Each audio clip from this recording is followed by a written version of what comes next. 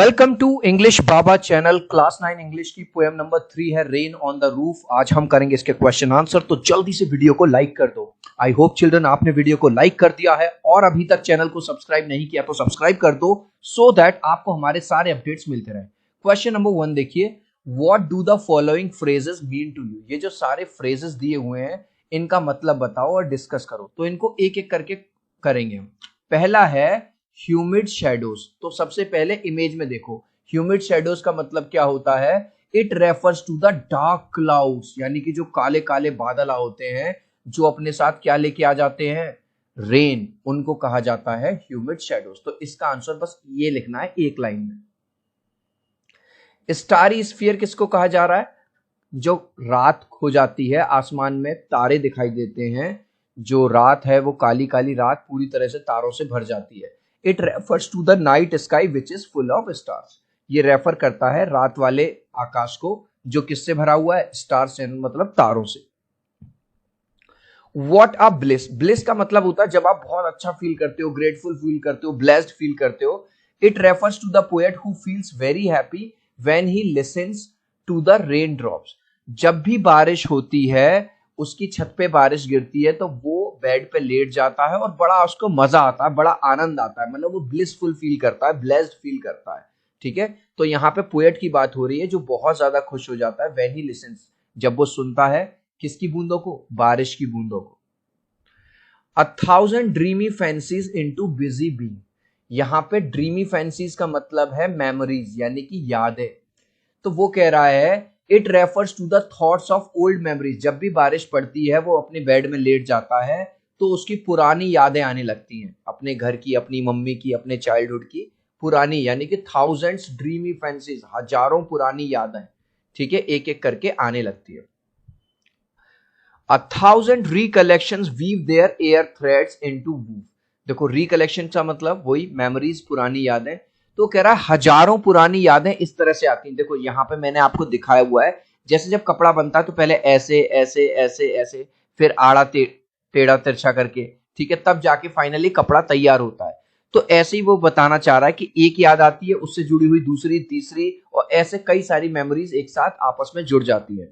Just as in weaving, जैसा कि कपड़ा बुनते हुए होता है, the poet also feels if his old memories are being born.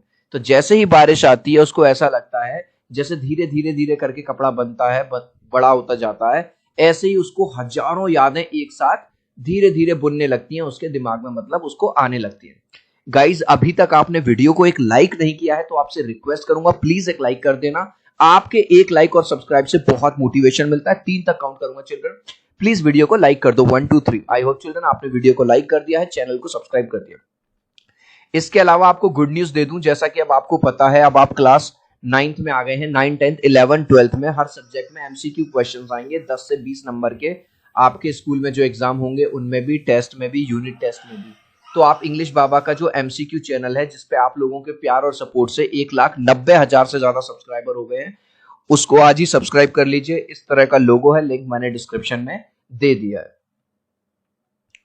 What does the poet like to do when it rains? जब बारिश होती है तो पोएट को क्या करना पसंद है, इमेज में देखो, उसको अपने बेड पे लेटना पसंद है और वो बहुत ही खुश होता है। The poet likes to lie down in his bed. Lie down का मतलब लेटना पसंद है, कहां पे, अपने बेड में, बिस्तर पे। While listening the sound of the raindrops, और क्या सुनते हुए, उसको बेड पे लेटना पसंद है, जो पानी की जो बूंदे हैं जो छत पे पड़ रही हैं, पटपट की आवाज आ रही है उनसे, वो सुनते हुए उसे बेड पे लेटना बहुत पसंद है।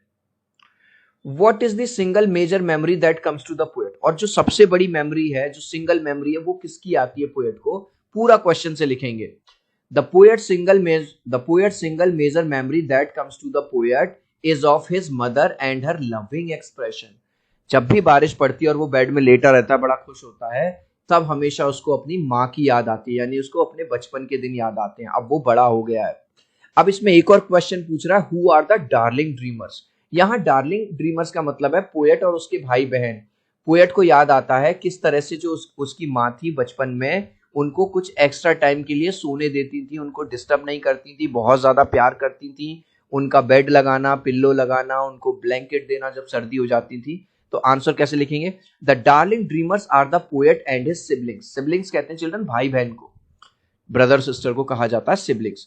तो डार्लिंग ड्रीमर्स है यहाँ पे पोएट और उसके भाई बहन एज चिल्ड्रन, जब वो बच्चे थे, when their mother gently put them to sleep, और जब उनकी मम्मी उनको बड़े प्यार से सुलाती थी। Is the poet now a child, क्या पोएट अभी भी बच्चा है? No, the poet is not a child, अब पोएट बच्चा नहीं है, वो बड़ा हो गया है। Is his mother still alive, क्या उसकी माँ अभी भी जिंदा है? No, his mother is no more, उसकी माँ अब इस दुनिया में नहीं है, इसीलिए उसको अब उनकी और ज्यादा याद आती है। इस लास्ट क्वेश्चन का आंसर आप मुझे दोगे कमेंट सेक्शन में, देखूंगा कितने बच्चे राइट आंसर देंगे। Whom does the poet miss when it rains? सबसे ज्यादा वो किसको याद करता है जब बारिश होती है? फादर को, मदर को, या ब्रदर को? आप चाहो तो अपने आंसर में कमेंट में ए, बी या सी लिख देना, मैं समझ जाऊंगा। सो आई होप मेरा ये वीडियो आपको बहुत अच्छा लगा होगा। प्लीज वीडियो को लाइक कर देना, चैनल को सब्सक्राइब कर देना। अब हम मिलते हैं अगली वीडियो में। Bye bye.